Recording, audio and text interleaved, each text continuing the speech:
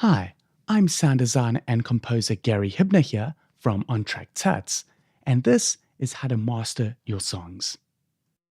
What is mastering? It's the process of taking your mixed audio file and adding specific processes to it to lift it up so that it matches and stands up well against other commercial releases. And this is a collection of dedicated mastering processes like linear phase EQs, multi-band compression units, exciters, image tools, and limiters. To truly understand what mastering is now, you need to first look back at what mastering used to be.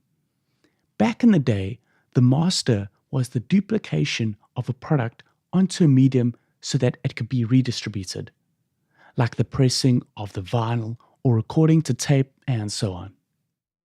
But through the last few years, mastering has taken on another meaning. It's now more considered the last piece of the puzzle in the music production process. You record and edit your audio and MIDI, then you mix all the tracks together, and then to finish everything off, you send off or master your track to optimize the audio through specific mastering processes so that it compares to other commercial releases out there.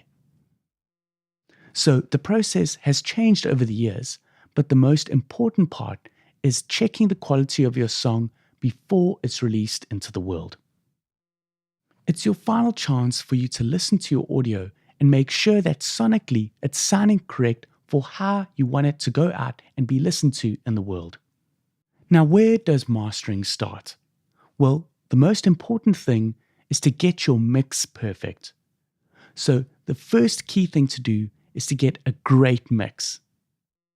Then, when you're happy with your mix, give your ears a bit of a rest so they can be fresh again, and then you can jump into mastering your track.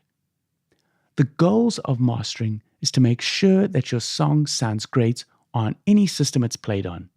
So you're enhancing the sound, but at the same time, you're making sure that these are subtle changes that can benefit the music. One of the biggest misconceptions is that mastering makes your songs louder. While this is true, it's such a small piece of the mastering puzzle. First, you need to understand headroom. You only have so much headroom in the mix. And when you reach the limit with the headroom, what it does is it starts decreasing the dynamic range of your material. The more you increase the level, the less difference you have between the loudest and softest parts in the song.